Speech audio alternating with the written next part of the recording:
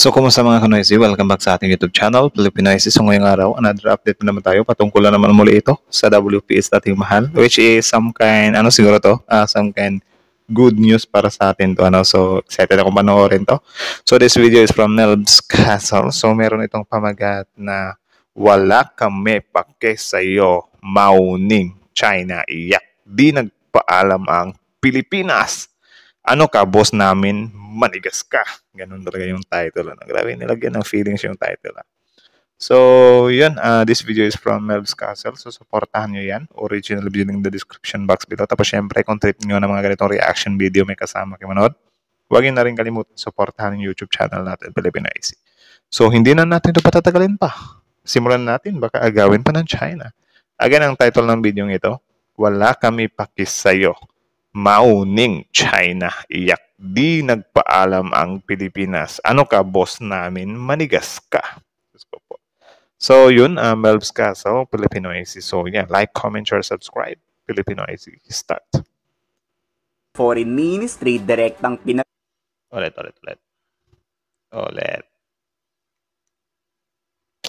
Chinese Foreign Ministry direktang pinagbantaan na naman ang mga Pilipino. Na matindi ang gagawing hakbang ng China pag inulit ng Pilipinas ang paglabag at di pagsunod sa napagkasunduan. Pinapikon kasi ng China ang ginawa ng Philippine Coast Guard. Anong ginawa ng PCG? Kapal talaga ng mukha na magpikon-pikunan. Isang like, isang sampal para kay Mao. Tuloy. Ayon, nagpumilit pa rin hindi magpaalam sa China at nagsagawa ng resupply mission ng di sinasabi sa mga incheck. Lakas ng loob ng Coast Guard, Bakit ba naman kasi magpapaalam sa inyo, China? Sa Pilipino yan, dapat kami ang masusunod dyan. Diba? Ang lakas ng amas pagpapaalamin tayo sa teritoryo natin Ayun pa kay PCG, Commodore J. Tariela, walang inspeksyon na nangyari. At di rin pinayagan ng China ang umakyat sa ating barko. Well, naging successful naman, kaya ng mga statement na nilabas ng Department of Foreign Affairs noong nakaraang Sabado, and then of course yesterday, nagbigay din ng statement ng National Task Force West Philippine Sea. Naging matagumpay ang pagdadala natin ng supply sa BLP Sierra Madre. And at the same time, let me emphasize the fact na ang national government ay hindi nagpaalam para gawin ang resupply na to. At ang mga barko... Yan dapat. Go PCG. So, ganun naman talaga dapat magkaroon ng tapang yung natin, Coast Guard. Ipaglaban talaga kung ano yung sa atin. Kasi kapag kasi pinagbigyan natin yan sila, dyan na magsisimula na parang mas mahihirapan tayong i-counter. 'Di ba? Or parang babalik sa zero na naman yung pinaglalaban natin. If ever na mapagbigyan natin sila sa mga gusto nila. 'Di ba? Like, hayaan natin silang manigas dyan. Na ginamit sa pagdadala ng supply sa BRP Sierra Madre ay hindi sumailalim sa pag-iinspeksyon ng Chinese Coast Guard. At ito ay napabulaanan na ng spokesperson ng Department of Foreign Affairs na ang naging provisional understanding between two countries ay hindi naging prejudicial sa interes ng dalawang bansa. Hindi naman natatakot si Commodore Tariela sa pagbabanta ng China. Tanging kay Pangulong Bongbong Marcos lang raw susunod ang Philippine Coast Guard. At ang direktiba. Dapat naman talaga. 'Di ba? Well, kung kung maganda naman yung hangarin ng Pangulo, dapat talagang sundin yun ng mga Coast Guard natin. 'Di ba? Pero na lang siguro kung biglang sabihin ng Pangulo na, sige, diduin nyo lahat ng Chinese. Kung trip nyo lang, hindi. Yun, pwede kang hindi sumudot doon. Pero kung sinabi ng Pangulo na lalaban tayo dyan, ipagtatanggol natin kung ano yung sa atin, of course, need natin yung sundin. 'Di ba? Huwag nating igaya nung nakaraan na kesyo takot daw sila na kasi malaki yung China. So ganun-ganun na lang, ibigay na lang natin sa kanila yung teritoryo natin. Like, no way. Tuloy. Iba ng ating Pangulo, huwag paakyatin ang mga Chinese. At kung subukan mang-akyatin ng China ang ating barko, papalag na raw tayo. Pero ba't nga ba walang gulong nangyari kahapon? Bakit? Ayun, nandun lahat sa China yung mga Chinese Coast Guard. Binabagyo na kasi ang mga Chinese. Kinakarma na sa masamang pag-uugali nila.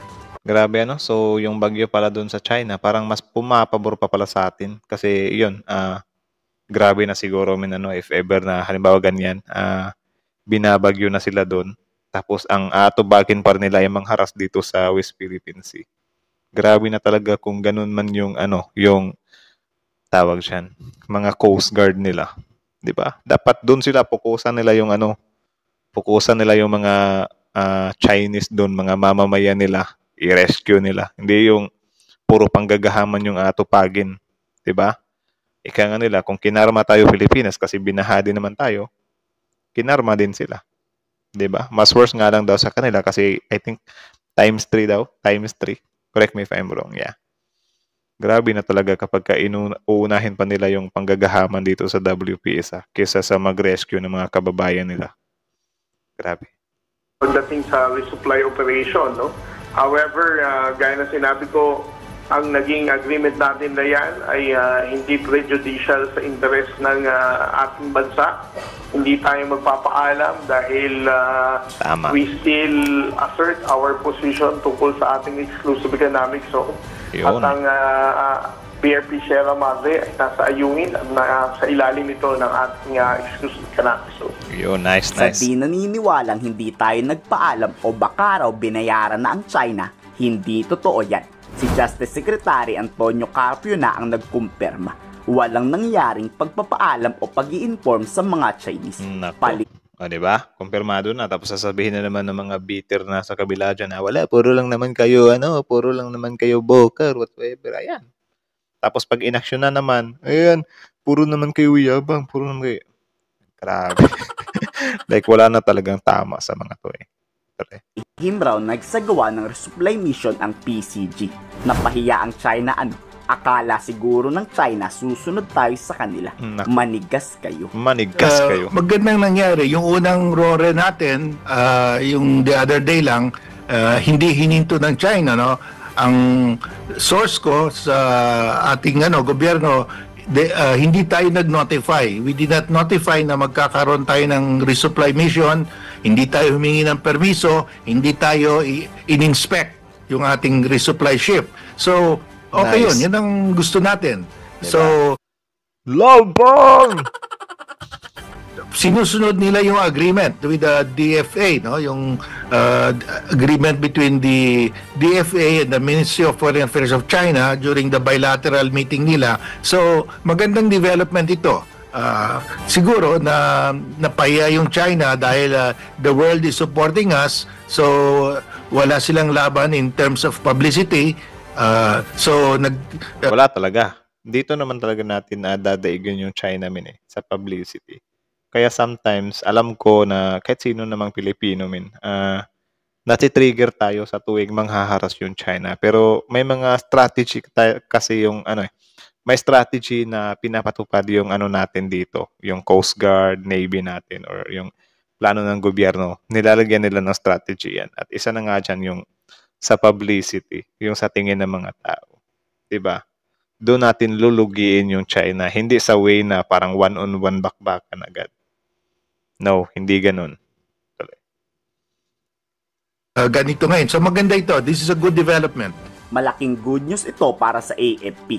Ako, pabor na pabor ako na di nagpaalam ang PCG. Yun, Kayo, of course. pabor din ba kayo sa pagmamatigas natin? Ikaw, Of course.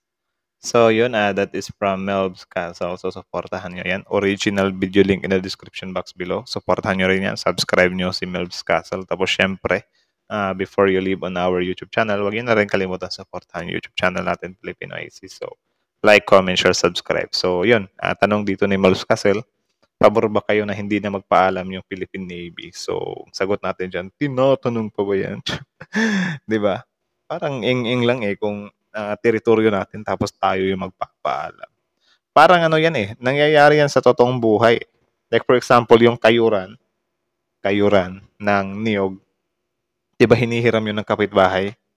Tapos ngayon, ang nalumutan na doon, hindi na sinasauli. 'Di ba? Inabot na ng ilang buwan, hindi pa rin nasasauli. Tapos kung kailan need mo na, my goodness, needed ko na ng kayuran ha. Nasaan na yung kayuran namin? Tapos kung kukunin mo na yung kayuran mo doon sa kapitbahay, parang ikaw pa yung ba na, po, pwedeng hiramin yung ano namin, yung kayuran namin. 'Di ba? Parang meron tayong ganyang mindset eh. Parang yan yung ano eh. Parang diyan na stuck yung China eh. Like, ginaganyan nila tayo, min. Parang na-reverse psychology tayo ba na, oh, kayo Pilipinas, meron kaming gagawin dito na kung saan, kahit alam namin na sa inyo tong teritoryong to, kasi yun nga, napatunayan na to, na-award na to sa inyo, i-ano namin kayo, may gagawin kaming magic. Manggugulo kami dyan, tapos yun, maglalatag kami ng mga kasunduan, at ang kasunduan iyan, ay okay lang kayo mangisda dyan, but magpapaalam kayo sa amin. Like, ang lakas makatanga, di ba? Ay, nako. So, yun lang naman. Huli yung ano, katangahan, kaangathan ng China. Ano. At isa din, grabe na talaga. If ever talaga na mas uunahin pa nila yung mga haras dyan sa WPS kaysa sa i-rescue yung mga tao nila doon na nasalanta ng ano, ng bagyo. Grabe na talaga. Certified na talaga na ano, naganid yung gobyerno nila. Grabe, grabe. So, yun lang naman kayo. Isa din, though parang napaproud tayo na yun nga yung mga Coast Guard natin pinapasok or hindi na nagpapaalam. The same time, kahit na ikinatuwa natin yan, of course, ipagpanalangin or ipagdasal din natin yung mga magigiting natin Coast Guard or Navy. Ano? Kasi syempre, di din naman natin alam kung ano yung mangyayari sa kanila dyan. 'Di ba? Ang sa ano lang talaga nila, pinaglalaban nila kung ano talaga yung sa atin.